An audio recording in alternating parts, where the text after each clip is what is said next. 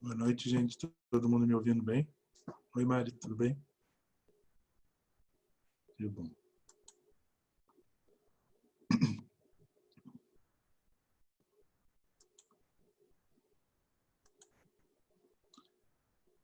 Gente, enquanto a gente vai admitindo o pessoal aqui na sala, tudo bem até agora? Há alguma dúvida boa noite, Angélica, dos últimos encontros? Alguém quer fazer alguma pergunta? Não que não possa fazer posteriormente, né?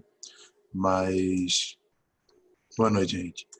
Mas fiquem à vontade enquanto a gente vai esperando o pessoal entrar aqui, né?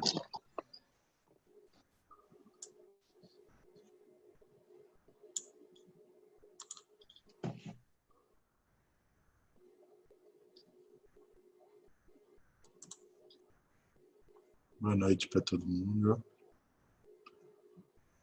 Sempre longe. A maioria em casa, como eu sempre brinco, às vezes ficou preso no trânsito ali da cozinha, né? Assim, nessa época de pandemia, a gente sempre para no trânsito da cozinha, é uma desgraça. A gente chega um pouquinho atrasado, então vamos dar uns 5 minutinhos para o pessoal entrar aqui.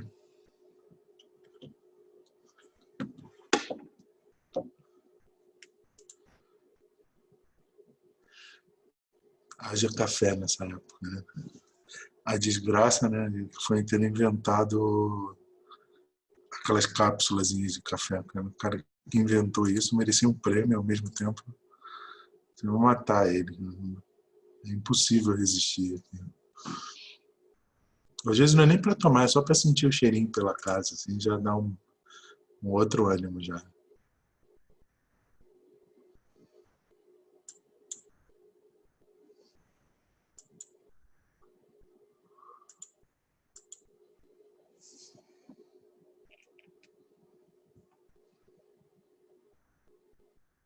Boa noite, gente.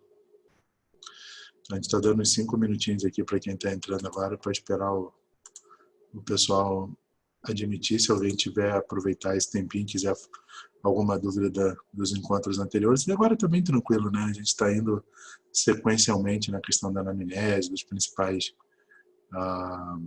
sintomas que a gente pode ver numa anamnese neurológica, né?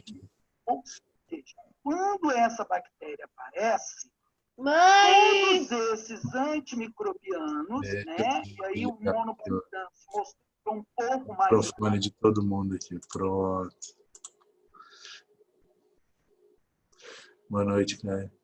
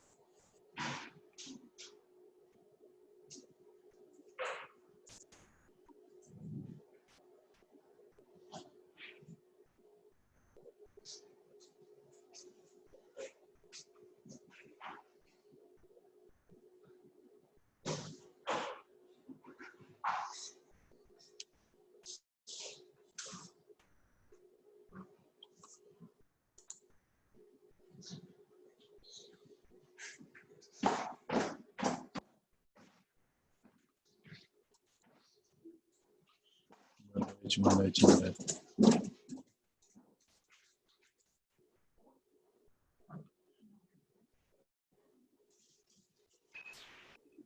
Acho que agora está 5 minutinhos. Vamos botar todo mundo aqui e vamos começar a conversar. Quem for entrando, eu vou admitindo conforme vai pedindo. Deixa eu partilhar a tela aqui com vocês. Pronto. A gente ia começar, se tiver errado, porque a minha memória me traz, gente. Então, se não tiver correto, mas aqui eu me lembro, a gente ia começar a falar sobre distúrbio de movimento, né? A gente tinha parado de falar de crise convulsiva, né? Da questão epilética. Foi isso? Se alguém puder me lembrar aí, eu agradeço. Eu não me lembro exatamente, mas se eu não me engano, eu acho que era. A gente ia começar a falar de...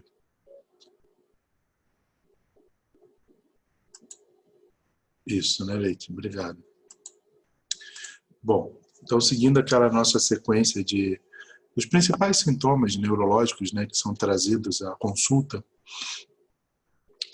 o próximo em ordem, né, de frequência, né, cefaleias, obviamente, né, como a gente sempre brinca, cefaleia é o ganha-pão de todo neurologista, neurocirurgião, quem trabalha nessa área, vai ter a cefaleia como uma das principais... Tá ruim para vocês o áudio? A Juliana está reclamando. Tá tudo ok, né? Tá. Então dá uma olhada no teu aí. Então, assim, fora a cefaleia e epilepsia, que é o que todo mundo vai ver, a gente tem várias outras queixas, que, obviamente, que podem aparecer na especialidade, senão seria uma especialidade muito sem graça você só ter dois sintomas, né? E aqui começam algumas peculiaridades da neuro que são relacionadas ao que a gente entende pelas síndromes, né? A maior parte dos diagnósticos neurológicos, eles não se dão, assim, eles não são feitos de uma doença especificamente, sim numa síndrome, né? As grandes síndromes neurológicas, síndrome de transtorno motor, síndrome de distúrbio do movimento, a síndrome sensitiva, então assim, são as grandes síndromes neurológicas que levam o paciente ao diagnóstico. E uma delas são os transtornos do movimento. E transtornos de movimento, a gente tem que ter cuidado do ponto de vista neurológico também, que o paciente raramente, mas é muito raramente mesmo, a não ser que ele seja da área da saúde, ele vai descrever os sintomas dele de acordo com aquilo que a gente precisa transcrever como médico ou como profissional da saúde.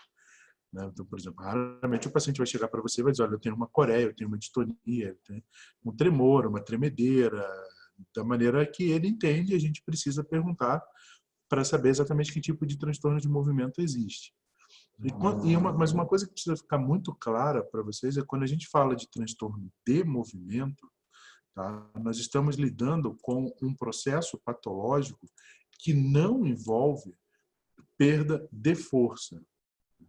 Do ponto de vista neurológico, a perda de força ela é um transtorno motor e não um transtorno do movimento. Para ficar mais claro para vocês, as grandes síndromes, por exemplo, que levam à perda de força muscular, obviamente, acidente vascular encefálico, né? Uma síndrome que leva a uma paresia ou uma plegia, ou seja, uma paresia é uma diminuição da força muscular, uma plegia a abolição da força muscular daquele determinado grupo ou de mídio corporal. Isso, um acidente vascular é um exemplo clássico, mas as distrofias musculares, as doenças da junção neuromuscular, as compressões medulares, todas essas levam a um transtorno de força muscular. O distúrbio de movimento é uma outra coisa. O distúrbio de movimento envolve, por exemplo, doenças como Parkinson, na Coreia de Hunt, então Coreia de Sydenham, distonias, coreotetoses. É uma outra questão onde o paciente tem um transtorno do movimento, mas absolutamente não tem um problema relacionado à força muscular. Então, isso é uma pergunta que precisa ser feita porque o paciente, às vezes não, né? Ele não tem culpa disso. Ele não sabe relatar exatamente o que está acontecendo do ponto de vista técnico. Então, ele diz assim, olha, minha mão está ficando boba, ou eu estou perdendo a força. E quando você vai inquirir o paciente, você percebe que o problema não é força, o problema é que ele não coordena a mão, por exemplo. Ou ele não consegue fazer, ele tem tremores, por exemplo, que é um distúrbio de movimento, ou ele tem uma rigidez, que é um distúrbio de movimento, mas a força está preservada. Isso é uma pergunta importante, você tem que tentar destrinchar isso na anamnese ou no seu exame clínico, porque invoca imediatamente possibilidades diagnósticas completamente distintas, né? Eu não preciso ir muito longe, assim, uma coisa é você perder a força muscular, outra coisa é você ter um problema relacionado a um transtorno de movimento. Então, isso precisa ficar bem claro para quando a gente vai investigar o paciente. Alterações sensitivas também são queixas muito frequentes quando o paciente procura o neurologista, né? As disestesias. Se a gente quer ser bem criterioso mesmo nessa classificação, disestesias são alterações da sensibilidade. Como assim alterações da sensibilidade? Formigamento, picadas, dormências, ardências, sensação de agulhada. A maneira como o paciente transmite isso é a mais ampla possível, né? Mas é importante a gente ter uma ideia de que isso é uma disestesia, ou seja, isso é uma alteração da sensibilidade. Tá? Porque você pode ter uma diminuição da sensibilidade, que é uma hipoestesia. Tá? Ou você pode ter uma perda da sensibilidade, que é uma anestesia. Os termos são importantes para a gente definir, para que a gente possa trocar ideias com outros colegas posteriormente, né? Se o paciente tem uma disestesia, ou seja, se ele tem uma alteração da sensibilidade, se ele tem uma redução, que é uma hipoestesia, ou se ele tem uma abolição da sensibilidade, que é uma anestesia. Isso normalmente nos leva, essas sensações desagradáveis, a pensarmos em possibilidades de acometimento de nervos sensitivos, periféricos, de raízes motoras. É para esse lado que nós corremos quando a queixa do paciente é uma disestesia. Queixas vertiginosas também são queixas muito comuns do ponto de vista neurológico. A gente tem muitos pacientes que se queixam de vertigem.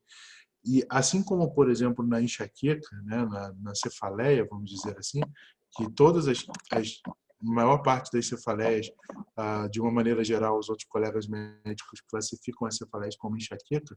Nem toda cefaleia é uma enxaqueca, né? Toda enxaqueca tem cefaleia. Às vezes pode até se manifestar sem, algumas manifestam-se só com aura, mas assim, nem toda cefaleia é uma enxaqueca. Aqui entra uma questão muito intensa, que é a questão de que toda vertigem ou qualquer sensação estranha que o paciente tenha na cabeça é dado como labirintite, né? Uma síndrome vertiginosa. Mas a síndrome vertiginosa, ela tem algumas características importantes, e isso você precisa deixar claro na anamnese com o paciente. O paciente, ele vai dizer para você o quê? Eu estou tonto, né? E muitos pacientes que a gente examina no consultório, eles dão risada, porque eu sempre pergunto assim, mas o que é tonto para o senhor? E às vezes o paciente diz, doutor, tonto está tonto, né? Então você pode dar as opções, que, por exemplo, quando o paciente diz que está tonto, ele pode dizer que ele está tendo uma sensação de síncope. Eu me levanto, minha vista escurece, eu sinto como se eu fosse desmaiar, uma lipotímia ou uma síncope. Ele pode relatar isso como tontura. Ele pode relatar como tontura um quadro realmente vertiginoso. O que é um quadro vertiginoso? É uma perda, né? A definição está aqui, é uma perda da percepção sinestésica, na relação de movimento, né, entre o indivíduo e o espaço circundante. Ou seja, para você ter uma vertigem, você tem que ter a sensação de ilusão do movimento. Ou do teu próprio corpo, meu corpo está se mexendo, eu tenho uma lateropulsão, estou sendo empurrado para o lado, ou o ambiente está girando, está rodando, está se movendo, mas essa sensação precisa ser levada em consideração. Tem que existir a ilusão de movimento. Tonto pode ser ainda, por exemplo, quando o paciente refere queixas até psiquiátricas, né? Eu estou tonto. O que é tonto para o senhor? Eu não consigo me concentrar, minha cabeça está aérea, está vazia, eu estou passando por uns problemas. Então, assim, quando o paciente relata tontura na expressão dele, nas palavras dele, podem ser várias possibilidades, né? Então, a gente precisa levar isso em consideração e nós precisamos desenvolver a nossa técnica de anamnese para tentar extrair do paciente o que ele realmente quer dizer com isso, né? Pacientes que relatam hipotensão, Juliana, normalmente eles têm uma síncope, né? Uma lipotímia e uma síncope. Eles têm a sensação de que eles vão desmaiar, né? Quando eles fazem levantam bruscamente, por exemplo, se movem bruscamente da cama, às vezes não tem a sensação de ilusão do movimento. Se não há sensação de ilusão, pode acontecer de ter, tá? Mas se não há relação de ilusão de movimento, não é uma vertigem. É uma lipotímia ou uma síncope. Porém, num caso de hipotensão grave em que você possa ter baixo fluxo sanguíneo para o tronco cerebral, que normalmente é uma área bastante preservado de irrigação, porque é uma área importante, você pode sim ter uma sensação de ilusão do movimento por baixo fluxo sanguíneo cerebral, principalmente se você tem compressão da artéria vertebral, por exemplo, ou diminuição do fluxo da artéria vertebral. E aí você pode fazer uma sensação vertiginosa, mas aí você tem a ilusão de movimento, você classifica isso como vertigem. Tá? Não é comum, mas pode acontecer.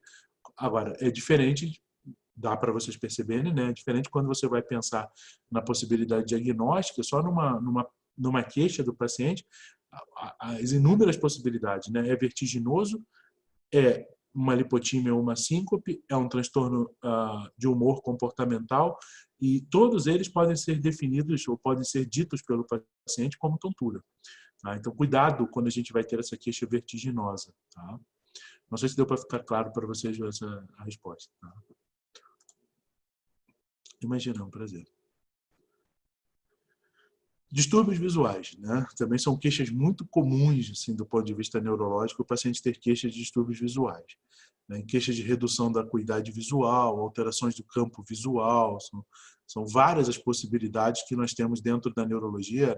Né? Existe até um ramo, assim, que não chega a ser uma especialidade que não é reconhecida como tal, mas tem gente que se dedica muito à neurooftalmologia, né? Porque é um campo muito rico do ponto de vista neurológico. Então, você pode ter desde queixas como, por exemplo, redução da acuidade, alterações de campo, mas pode ter queixas de visão dupla, diplopia, alucinações visuais.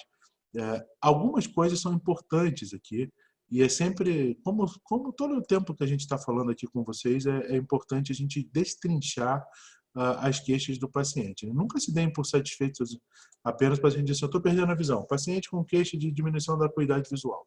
Mas ele está perdendo a visão num olho, ele está perdendo o campo visual, ele está perdendo isso é intermitente, ou seja, ele perde o campo, ele perde a visão, depois ele recupera a visão, depois ele perde a visão de novo, ou seja, parece que está fazendo um AIT de artéria oftalmo, um ataque isquêmico transitório. Então, destrinchem. Porque, de uma maneira geral, eu vou falar uma coisa que quem teve aula comigo vai lembrar, assim, quem não teve, se ficar em dúvida, se não relembrar da anatomia, nós vamos falar sobre isso quando a gente estiver lidando com a sensibilidade visual, né? Quando a gente tiver um caso clínico, etc. Eu vou retomar, porque é o objetivo dos nossos encontros, retomar um pouco da anatomia, mas quem lembrar da anatomia das vias visuais vai lembrar que a nossa imagem ela incide na retina de forma invertida, né? Tudo que eu enxergo no meu campo temporal incide na retina do ponto de vista nasal. Tudo que eu enxergo no meu campo nasal incide temporal. Então, há uma inversão da luz, da forma como ela incide na minha retina. Então, essas fibras penetram, tá? As duas juntas, e aí no quiasma óptico a gente vai ter o cruzamento dessas fibras. As fibras que são nasais, ou seja, que percebem o meu campo visual temporal, essas fibras cruzam no quiasma óptico, a maior parte delas. Tá? E as fibras que são temporais, que percebem o meu campo nasal, não cruzam. Então, eu só consigo perder, não sei se ficou claro para vocês, se não ficar claro, por favor, pergunte, eu explico de novo. Eu só consigo perder a visão de um olho inteiro quando eu tenho uma lesão que é antes do quiasma, ou seja, pré-quiasmática. Porque no quiasma, metade do meu campo visual vai cruzar para o outro lado, então eu não consigo perder todo um olho. Tá? Não sei se isso ficou claro para vocês quando eu explico dessa forma. Tá? E aí, a gente ainda tem algumas coisas. Deixa eu ver aqui que alguém está perguntando. Explico sim, Neto, pode ficar tranquilo. Então, assim, quando você tem, tá, as fibras. Deixa eu ver se eu consigo, como eu faço em sala de aula, fazer uma coisa aqui para vocês. Gente, assim, só uma coisa. Eu vou. Como é uma coisa que a gente se propôs a fazer juntos aqui, né? Eu vou bem tranquilo, tá? Não tenho pressa nenhuma de adiantar as aulas, eu vou explicando uma coisa por coisa, não tem nenhum motivo para adiantar tudo, eu quero que vocês entendam bem. Eu vou parar de partilhar um pouquinho só a tela, que eu vou explicar para o Neto, eu vou tentar fazer um desenho aqui para vocês, que eu faço em sala de aula, quando eu estou por aqui. É horrível o desenho, tá? Mas eu acho que fica mais fácil de a gente entender quando está desenhado. Tá? Não é uma piada de preciso desenhar para entender, não. Tá? É porque é mais fácil mesmo para entender com o desenho. Todo mundo está vendo a tela em branco aí? Tranquilo? Tá dando para ver bem? Por favor, me respondam. Tá? que senão eu não sei se vocês estão vendo. Sim? Ótimo. Tá? Você já está cansada de ver isso, tá, Maria? Então, você pode desligar a tua tela um pouquinho agora que tu já está com a paciência cheia de ver essa explicação. Então, vamos lá, gente. Como é que a gente faz a formação, então, da nossa vias visuais, né? Vamos supor, aqui é o nariz do paciente, tá? Vamos fazer um desenhozinho do nariz do paciente. Então, aqui é o campo nasal, né? E aqui eu tenho o meu campo temporal, tá? Vamos fazer um desenho aqui. Pronto. Vamos ter aqui. Pronto. Quando a luz incide na minha retina, eu vou mudar aqui. Tudo que está no meu campo temporal, ele vem para a parte nasal. Tudo que está no campo nasal, ele vem... Opa, peraí. Deixa eu fazer uma... Ele vem... Deixa eu só admitir aqui que não está entrando.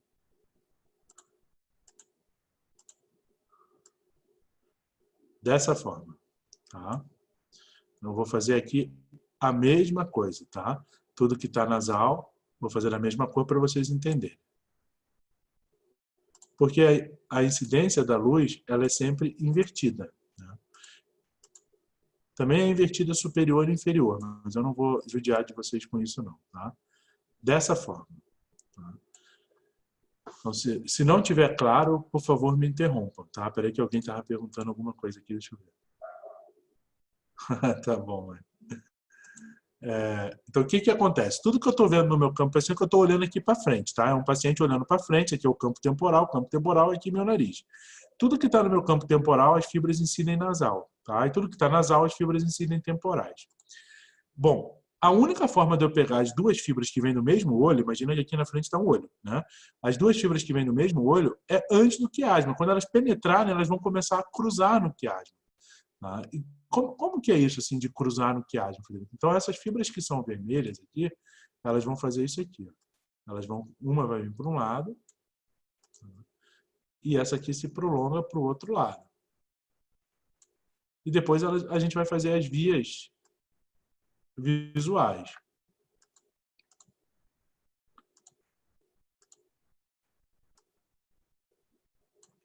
Já as fibras em verde, elas não cruzam. Tá? Não cruzam no quiasma, elas continuam retas para as vias visuais. Tá? Então, raciocina comigo. Eu tenho um olho aqui, tá? Todo mundo vê a minha setinha, né? Quando aparece o meu cursorzinho, né? Eu tenho um olho aqui e tenho um outro olho aqui. Então, para eu conseguir perder a visão desse olho inteiro, eu só posso ter uma lesão pré-quiasmática. Então, todas as lesões que levam o paciente à perda visual total de um olho, ela é pré-quiasmática. Normalmente são causas oftalmológicas, tá?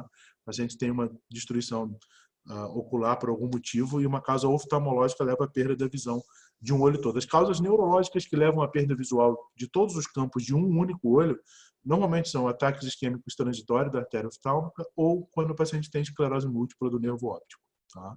Que aí você pega um nervo óptico só e leva à perda visual de todo aquele olho daquele lado.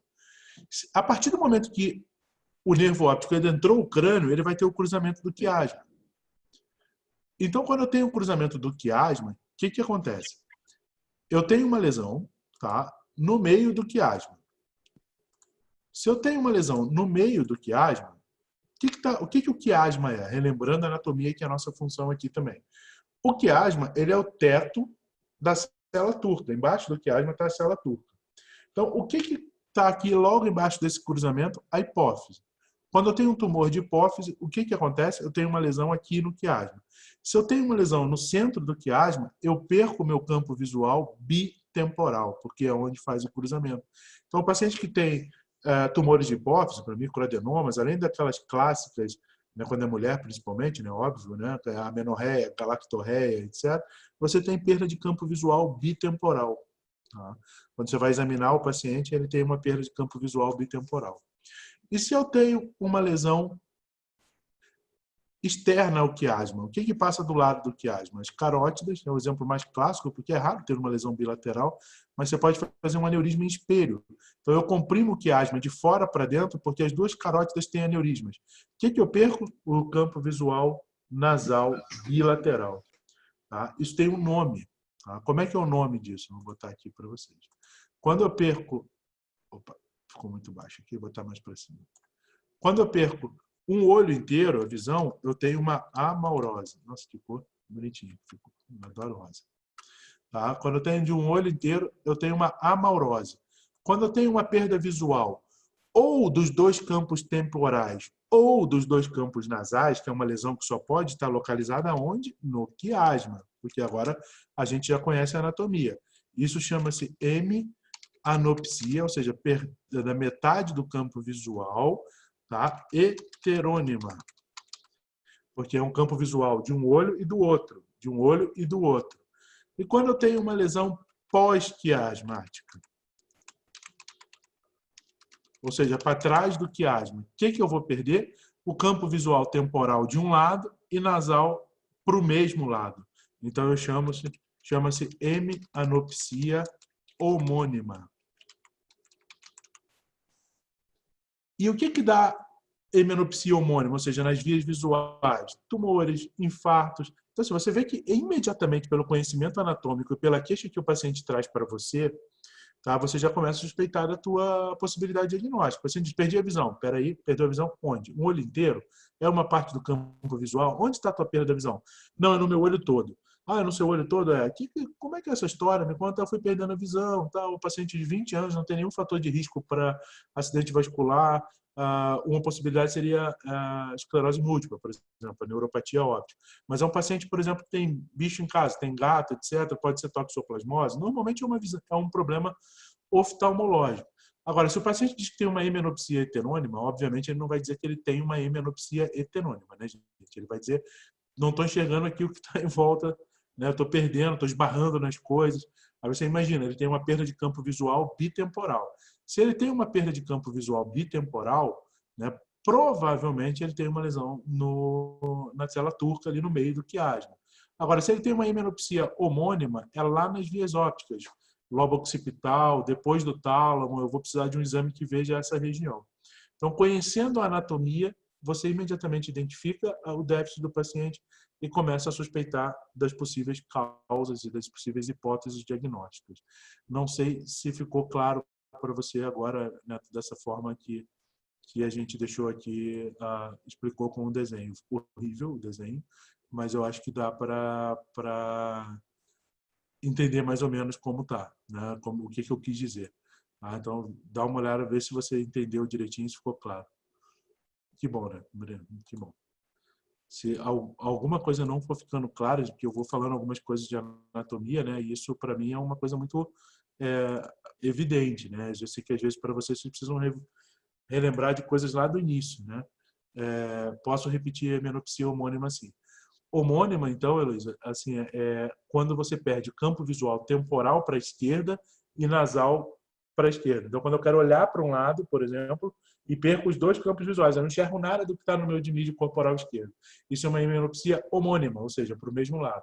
Pode ser para a esquerda ou para a direita, dependendo do lado do córtex que pegou. Então, essa lesão só pode ser retroquiasmática, porque só atrás do quiasma as fibras já vão ter cruzado e se juntado para você perder metade do campo visual para o mesmo lado dos dois olhos. Deu para entender? Ficou claro isso?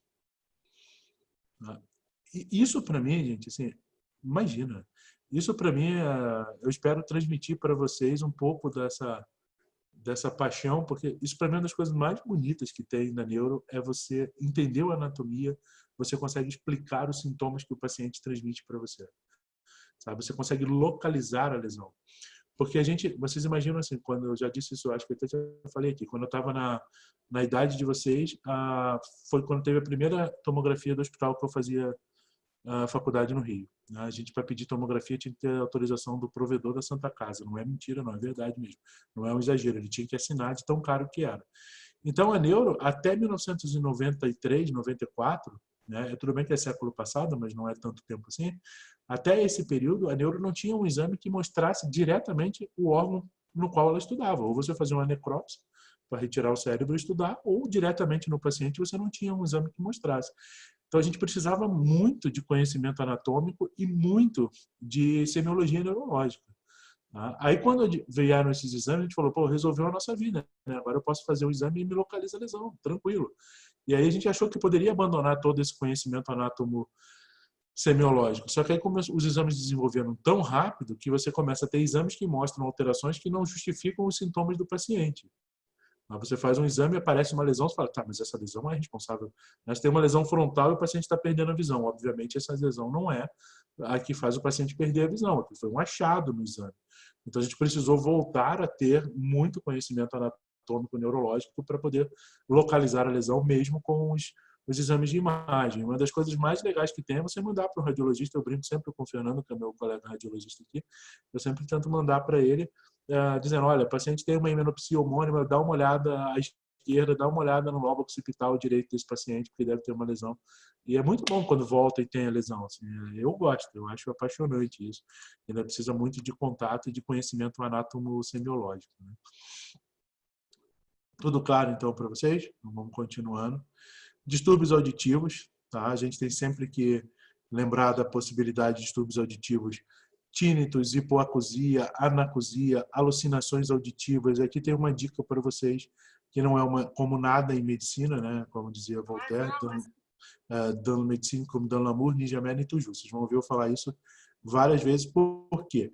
Porque não dá para levar como uma regra sempre ao pé da letra, mas uma das coisas mais interessantes que tem para você já começar a pensar no seu diagnóstico com relação a alucinações é a seguinte, porque a neuro e a psiquiatria são imbricadas, né? A gente não tem como fugir muito. Quem gosta um pouco de neuro, gosta muito de neuro, gosta um pouquinho de psiquiatria ou muito de psiquiatria, as coisas andam muito juntas. Alucinações visuais normalmente possuem uma causa física ou neurológica, tá? Intoxicação por drogas, etanol, etc. Lesões cerebrais provocam alucinações visuais. Alucinações auditivas normalmente é de fundo psiquiátrico, tá? Ouvir vozes, alguém falou comigo, né? Aquele tipo de coisa que a gente ouve assim no dia a dia na anamnese, normalmente é um acometimento de fundo psiquiátrico, tá? Distúrbios de outros nervos cranianos, né? Agora está na moda a hiposmia, a anosmia, né? Assim, a diminuição do olfato, tá? Mas a diminuição do olfato é muito comum assim afetar, porque você tem qualquer trauma de crânio faz isso, tá? O que mais pode ter de lesão assim de nervos cranianos? Ageusia, que é a perda do paladar, que normalmente é o que o paciente relata quando ele, na verdade, tem hiposmia. Né? Na verdade, o paciente tem, às vezes, perda do olfato, mas ele relata que ele está perdendo o paladar. Né? O paladar que a gente tem, se vocês sabem, a gente vai ter uma aula só sobre esses sensibilidades, né? Sobre exame sensitivo e caso clínico sobre isso. Mas, assim, o paladar, normalmente, o que acontece? A gente só sente salgado, doce, ácido, não é nada além disso. E o que dá muito da nossa percepção de gosto é o olfato. Então, todo mundo já ficou resfriado aqui, já perdeu o paladar, né? Na verdade, você teve uma hiposmia e aí você tem uma diminuição da capacidade do seu paladar. Então, cuidado quando o paciente relatar isso, tá? Cialorreias, lacrimejamento, sinais de acometimento de nervo trigêmeos, paralisias faciais, tudo isso a gente vai ver a anatomia e o exame, mas eu estou só citando para vocês os principais sintomas que levam o paciente a buscar o nosso atendimento neurológico. Alterações da linguagem são muito comuns, tá? Principalmente aqui quem gosta da parte de pediatria, porque não é difícil você fazer um diagnóstico de afasia num paciente pós-acidente vascular. Paciente, ou um tumor cerebral. O paciente tem um tumor cerebral ou um acidente vascular, perdeu a fala, muito fácil de você fazer. A grande questão, às vezes, está no desenvolvimento da criança, né? na capacidade de desenvolver a linguagem, seja ela escrita, seja ela falada.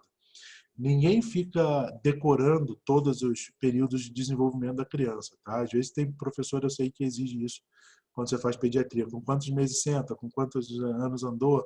Existem testes e tabelas para isso que incluem o desenvolvimento motor e incluem também o desenvolvimento da linguagem. Eu normalmente utilizo uma tabela chamada Teste de Denver, da Universidade de Denver, porque eu acho que é a mais fácil, é validada para português, e a gente tem isso na internet, você procura Teste de Desenvolvimento de Denver, TDD, e aí você consegue ter toda uma expressão de desenvolvimento da criança. Tá? E aqui, além das afasias, vão entrar, principalmente quem for trabalhar com neurologia pediátrica, em relação à questão das disgrafias, disartrias, dislexias, etc., que é o desenvolvimento da linguagem. Tá? Então, é importante aqui você ter os marcos do desenvolvimento. E marcos de desenvolvimento, assim, é bom quando a avó tá, que a avó lembra de tudo isso. Né? Você pergunta para a avó quantos anos sentou, com quantos anos andou, porque, infelizmente, assim, você, muitas vezes, no nosso país, devido à questão social, o filho mais novo fica com o mais velho. Né? Então, a criança, você não percebeu que a criança já tinha um déficit de desenvolvimento, por exemplo, de marcha ou de linguagem, porque a mãe trabalha o dia inteiro, coitado, chega em casa à noite, tem 3, 4 filhos para cuidar, está morta. Quem ficou foi o irmão mais velho. E aí, quando ela percebe, às vezes a criança já é maiorzinha, já está ali para 3, 4 anos, já era para estar se desenvolvendo e não está. Aí ela percebe que está havendo um problema, ela traz. Aí você fala, tá, mas quando é que começou? Ah, começou no mês passado. Às vezes é quando ela percebeu. Tá? Percebeu mês passado, é muito diferente você pensar numa possibilidade de alteração de fala numa criança que tem 3, 4 anos e numa criança que sempre teve alteração de fala. Ela nunca desenvolveu, sempre foi atrasada. Então, você perguntar os marcos do desenvolvimento e ter uma... Eu uso, como eu falei para vocês, de Denver, mas fiquem à vontade para usar as que vocês quiserem, desde que sejam validadas. Tá? Você ter essa capacidade de avaliar se o desenvolvimento estava adequado ou não, faz com que você saiba se aquilo é um problema congênito ou se aquilo é uma coisa que realmente está sendo adquirida. Tá? Quem vai trabalhar com pediatria e neuropediatria, acostume-se com essas escalas. Alterações de consciência. Tá? Aqui, na questão da alteração de consciência, eu sempre, em aula teórica, quando eu vou dar aula de transtorno cognitivo, eu divido em duas formas. Tá? Você tem a alteração do nível de consciência, que é quando o paciente entra em coma, ou você tem a alteração de conteúdo de consciência, que absolutamente não tem nada a ver com o nível. Né? O paciente que tem alteração de conteúdo, por exemplo, que é uma demência, é o exemplo clássico, é um paciente que acorda, que é um paciente que dorme, desperta, tudo normal, só que ele tem uma alteração de conteúdo de consciência, que é principalmente na questão da memória. Mas você pode ter uma alteração de nível de consciência, que é quando o paciente entra em coma. Tá? É fundamental, na tua história, determinar o modo de instalação.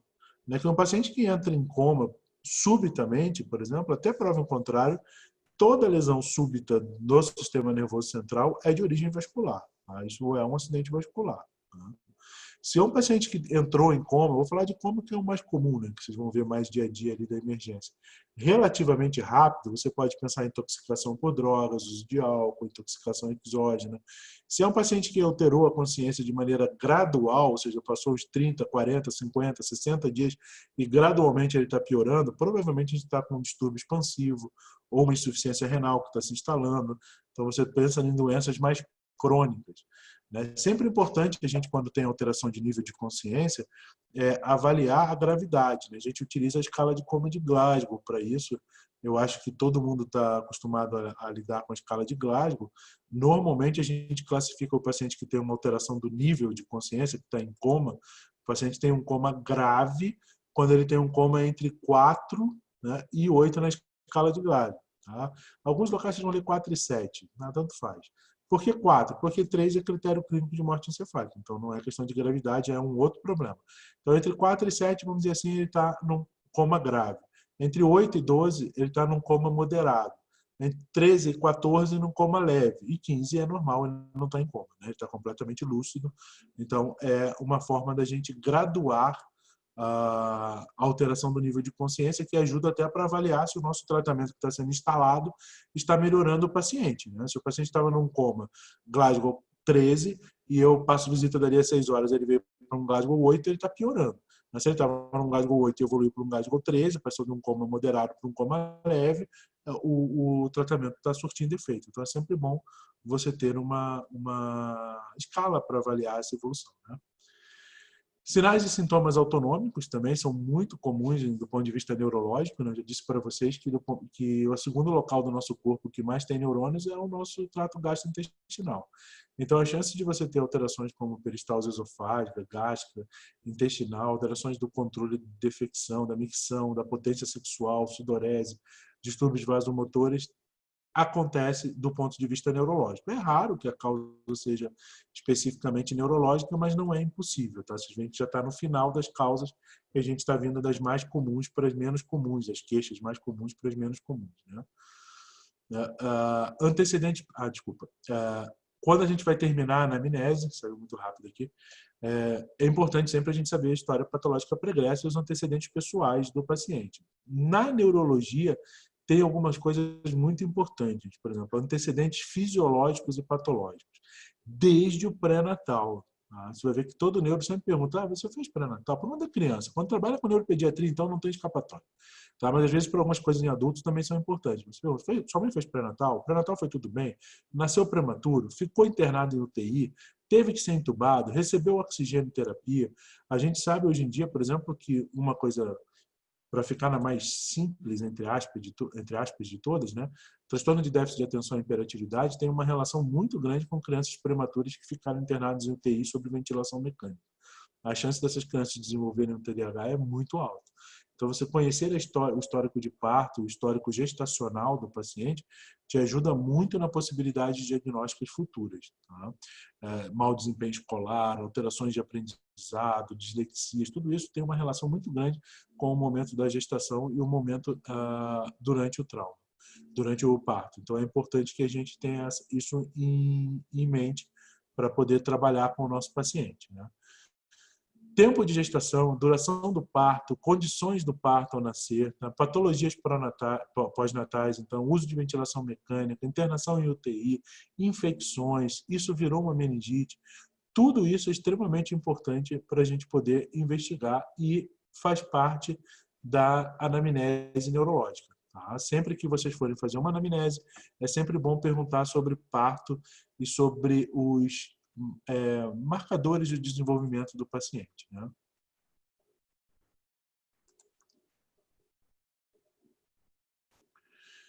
Linguagem, então, só alguns marcos aqui do desenvolvimento, como a gente falou para vocês, né? Assim, eu não decoro tudo, mas alguns você faz tantas vezes que você acaba aprendendo, né? Lalação, por exemplo, que é aquela coisa que o bebezinho fica, não dá para entender nada, a mãe acha que está falando alguma coisa, né? Mas não dá para entender nada.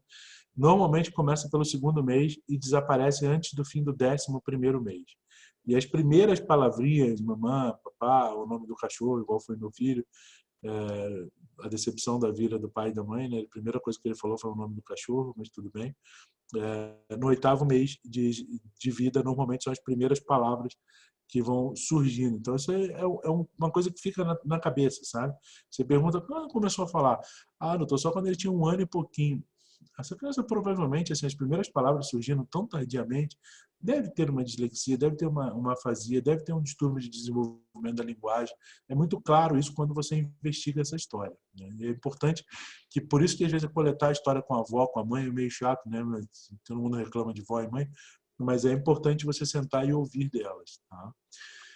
E aí, para quem tem interesse, eu não vou ficar lendo isso aqui para vocês, né? Eu vou passar a aula depois para vocês. Tem todos os marcos de desenvolvimento mais comuns e depois procurem o teste de desenvolvimento de Denver na internet. É muito fácil, tá? Tem até bonitinho, o azulzinho para o menino, a rosinha para a menina. Né? Há variações, né, na questão do desenvolvimento motor, desenvolvimento da linguagem. Essas variações existem, isso é biológico, não tem nada a ver com superioridade de um sexo sobre o outro, é biológico apenas, né? Como dizia uma colega minha que fazia residência de neurocirurgia, era a única mulher na residência. A gente dizia para ela, a gente achou um artigo que dizia que as mulheres falavam 2 vezes mais que os homens durante um período de 24 horas. Nós levamos para ela, falou: aqui, Roberta, é comprovado que a mulher fala 2 vezes mais.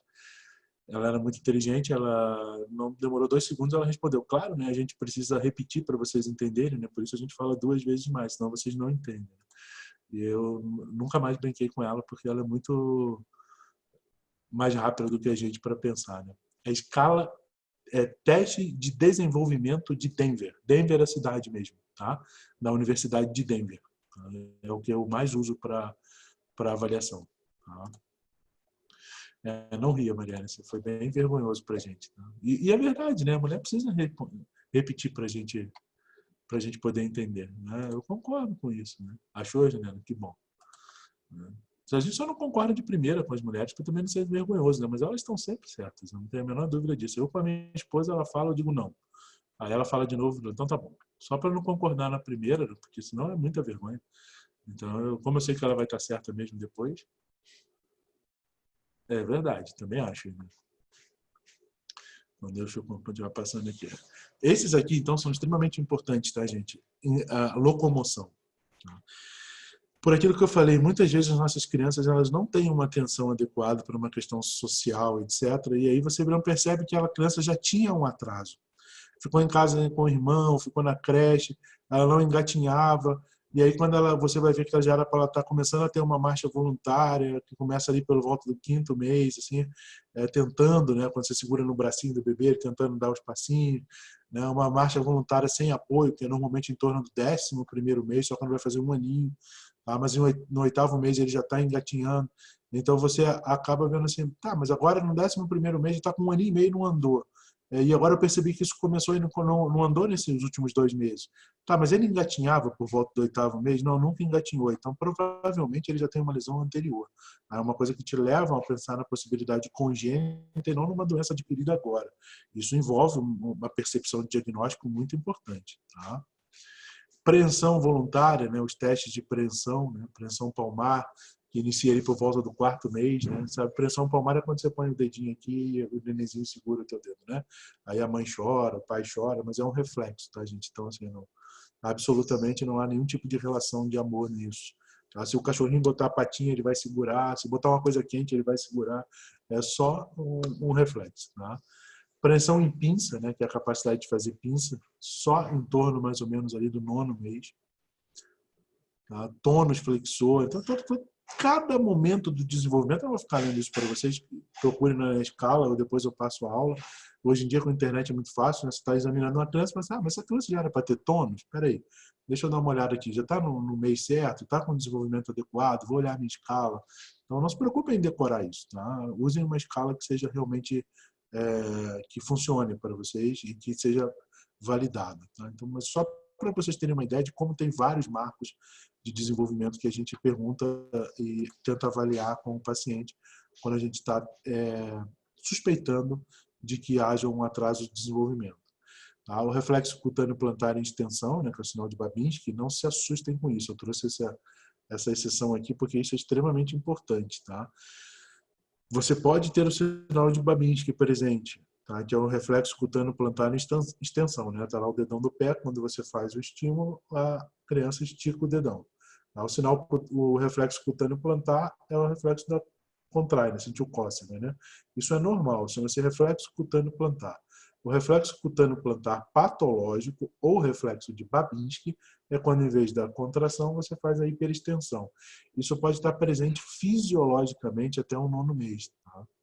Até o 12º em crianças que demoram muito a ter uma mielinização do cérebro. Então, não se assuste se você for examinar uma criança e ela tiver o reflexo de Babinski ou algum outro reflexo primitivo. Às vezes demora um pouquinho, por isso é bom você saber até quando é normal para não ficar desesperado achando que a criança tem algum problema. Os movimentos oculares, no desenvolvimento dos movimentos oculares. Os antecedentes mórbidos ainda, a gente precisa perguntar principalmente patologias que comprometem o sistema nervoso. Então, se o paciente teve, desculpa, eu saiu escrito errado aqui, histórico de meningite no passado, histórico de encefalite, de sífilis, várias doenças que levam ao comprometimento do sistema nervoso central, façam uma história patológica pregressa de antecedentes mórbidos bem feita, tá? Porque isso influencia no nosso possível diagnóstico no futuro. Tá? Uso de drogas, etilismo, é muito comum na nossa sociedade você perguntar assim para o paciente, o senhor usa álcool? Não. Aí se você não pergunta assim, mas o senhor já usou? Usei. Usei durante 30 anos da minha vida, tomava todo dia, não parava de beber, mas há 5 anos eu parei. Então você pergunta, você usa álcool? Não. Mas você usou. E isso faz uma intoxicação. Às vezes, hoje em dia a gente tem alguns, muito comum aqui na região, a questão de neuropatia por uso de agrotóxicos, etc. Você vai no consultório e pensa, aplica agrotóxico? Não, doutor, eu moro aqui na cidade. Tá bom. Aí se você não parar de perguntar, tá, mas você morava antes? Não. Eu moro aqui na cidade desde que eu tenho 60 anos, eu tenho 65. Os outros 60 anos eu morava lá na colônia e aplicava agrotóxico todo dia. Então, se você não tomar cuidado na tua história bem feitinha, assim, né, a gente, no Brasil tem até algumas coisas engraçadas, né? Você pergunta assim para o paciente, você tem alguma doença? Não. Aí toma algum remédio para pressão. Eles acham que pressão alta não é doença, por exemplo. Né? Talvez quem já fez anamnese já tenha percebido isso várias vezes. Né? Se você não tomar cuidado e especificar, por exemplo, você tem pressão alta, tem diabetes, tem que perder um tempinho mesmo para fazer um estudo.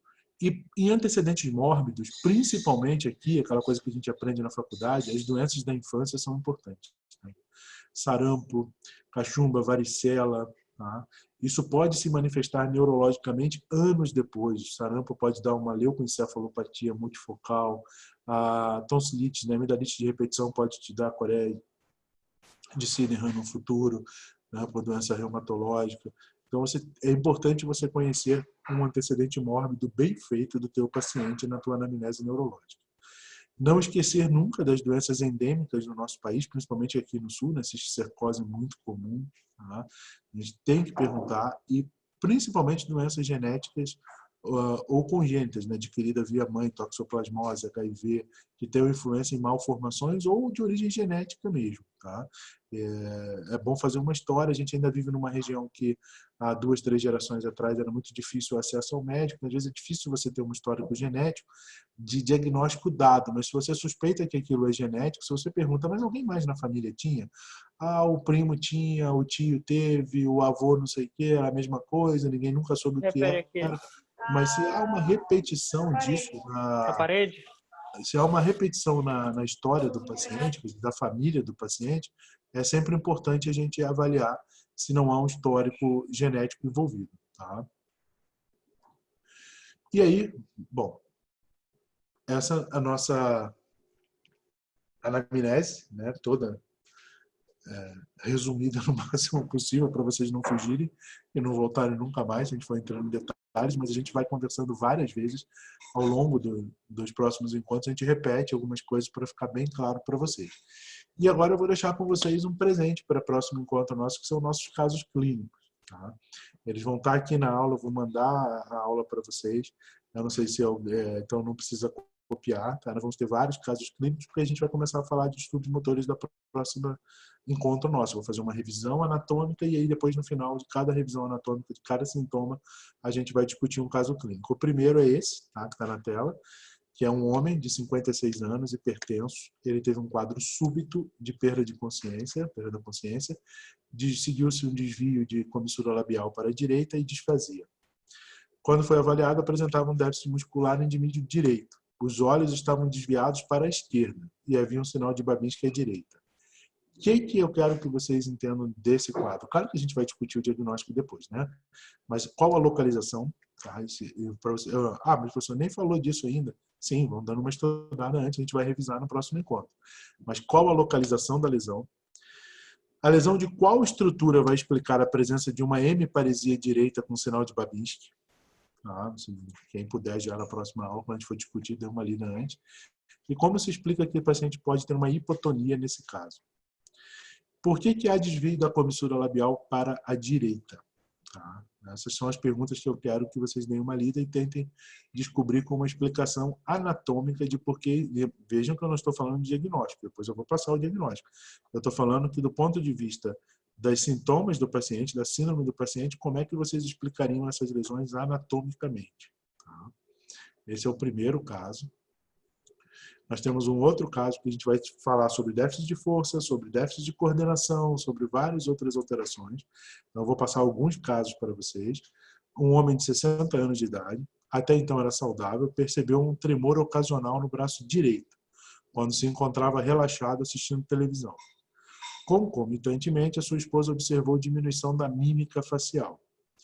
Uma consulta e um exame físico completo com o neurologista demonstraram hipocinesia, postura corporal em posição de esquiador, tremor de repouso em membro superior direito, 4 a 6 ciclos por segundo, e rigidez em roda dentada e hipertonia. O que eu quero que vocês estudem da anatomia desse caso? Qual o tipo de síndrome motora? Onde está localizada a lesão e como os sintomas são explicados? E qual seria o diagnóstico sindrômico? Você vê que o primeiro era um déficit de força, o segundo já é um distúrbio de movimento.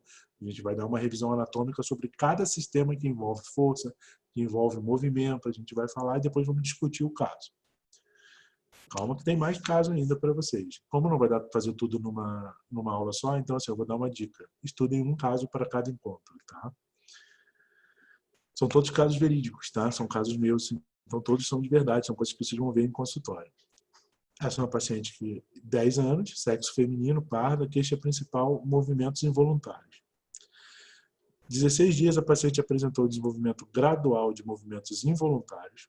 No começo, os movimentos foram considerados por seu pai e seus pais como se ela estivesse inquieta. Tá?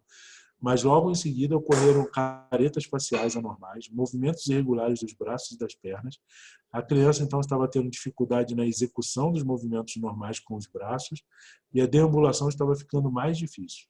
Os movimentos se acentuavam quando a menina ficava excitada, mas desapareciam completamente quando ela adormecia. E aí o que vocês vão dar uma olhada? Qual é o tipo de síndrome motora? Onde está localizada a lesão e como se explicam os sintomas? E qual seria o diagnóstico clínico dessa síndrome? Então, vocês estão vendo que eu tenho 2 casos de síndrome de distúrbios motores relacionados a movimento. Um com muito movimento e o outro com pouco movimento. Que as vias anatômicas são distintas, por isso a gente vai usar os casos para explicar. Tá? Deixa eu ver quem está tentando aqui.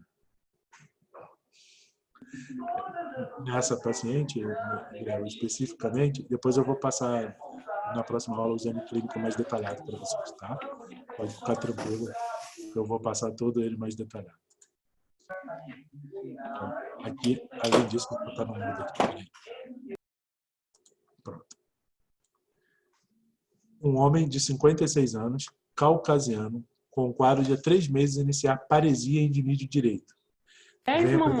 Vem apresentando piora progressiva. Tá? Essa piora progressiva, e há 15 dias ele apresenta uma cefaleia matinal que melhora no transcorrer do dia, acompanhada de vômitos em jato no período da manhã. Apresentava um déficit muscular indimídio direito, um déficit de força, reflexos bicipital, tricipital, patelar, aquileu aumentados à direita, com clonus patelar e aquileu presente. E havia sinal de Babinski à direita. Então, vamos lá. Qual a localização da lesão? A lesão de qual estrutura explica a presença da hemiparesia direita com sinal de Babinski? Como explicar o aumento dos reflexos nesse caso? Mais um ainda. Vou olhar vários, agora a gente vai começar a parte só de caso clínico mesmo. 74 anos, sem antecedentes pessoais e familiares de relevo para a história da doença atual. 1 ano após aposentar-se, começou a apresentar alteração progressiva dos padrões de conduta social, com aumento do controle do impulso, associado a comportamentos alimentares inadequados e a rituais, bem como um discurso empobrecido. Algum tempo após o início dos sintomas, a observação por outras especialidades médicas foi avaliada e orientada por neurologia. No exame neurológico, a primeira observação com o neurologista, o doente apresentou um comportamento inadequado, comia compulsivamente, muito inquieto, mexendo em tudo que estava na mesa do consultório. No exame neurológico, apresentou afasia de predomínio motor, que comprometeu a realização da avaliação neuropsicológica. Reflexo palmo-mentoniano bilateral, bem como reflexo de preensão, aqueles reflexos que na criança era normal, mas esse é um homem de 74 anos. Tá? Então, qual a localização da lesão? E como a lesão do lobo em questão explicaria a gama de sintomas? Eu já dei uma dica que é um lobo cerebral que está sendo afetado. Né? Eu acho que é o último. Caucasiano, sexo masculino, 54 anos, católico, professor, ensino superior completo. Alteração de marcha há 3 anos. Alteração de marcha há cerca de 3 anos de forma progressiva e que possui a sensação de estar alcoolizado quando anda. O quadro foi precedido de perda gradual de destreza em ambas as mãos, em função de tremor ao tentar realizar atividades manuais finas. Evolui com lentificação dos movimentos e dificuldade na marcha. Foi diagnosticado na época com doença de Parkinson e prescrito levodopa sem melhora. Há 1 ano começou a apresentar disfunção erétil e incontinência urinária. Nega episódios prévios semelhantes, outras comorbidades. Isso aqui é uma dica que eu sempre vou dar para vocês. Você foi diagnosticado e iniciou um tratamento correto. Foi diagnosticado para Parkinson, o tratamento é correto com a levodopa. Não melhorou? É porque provavelmente o diagnóstico está errado. Porque se estivesse certo, o tratamento teria que ter melhorado. Então, se deu uma droga e não funcionou, não é provavelmente o diagnóstico que você pensou. E aí, o exame neurológico desse paciente. Uma marcha táxica, uma dismetria de 4 membros, bradicinesia, diadococinesia presente, reflexos pendulares com discreta hipotonia, sem alterações de marcha, sensibilidade e pares cranianos. De força, desculpa, sensibilidade e pares cranianos. Qual o diagnóstico mais provável do ponto de vista sindrômico? Isso que eu quero que vocês me expliquem. Bom, deu a nossa hora certinha. Eu vou passar a aula amanhã para vocês, tá? Que aí eu baixo do Zoom e passo o link para vocês verem os casos com calma, tudo. Mas como eu disse para vocês, leiam o primeiro caso, foquem nele, aí depois na outra semana os 2 outros, e aí a gente vai progressivamente fazendo cada caso a cada vez, tá? Aí nós vamos começar como, de que forma? Eu vou dar uma revisão anatômica rápida que tem a relação com aquele caso, e aí no final eu vou explicar por que o caso deu, a gente discute ele e dá o diagnóstico junto. Tudo bem? São 8 horas em ponto. Alguém tem alguma dúvida? Quer fazer alguma pergunta? Alguma coisa que não ficou clara? Agora vai começar a ficar interessante, né? Porque agora a gente vai ter os casos clínicos para avaliar esse paciente, né? Para começar a aprender a avaliar os pacientes. Obrigado, Su. É um prazer estar aqui com vocês. Imagina, é um prazer, tá? Então, deem uma lida no primeiro caso, tentem descobrir sozinhos, façam uma revisão anatômica, vão atrás para entender e a gente discute na próxima aula, então, o primeiro caso clínico e uma revisão anatômica daquele sistema. Tá, gente? Obrigado, então. Até semana que vem. Boa noite para todo mundo, boa semana para todo mundo. Tá?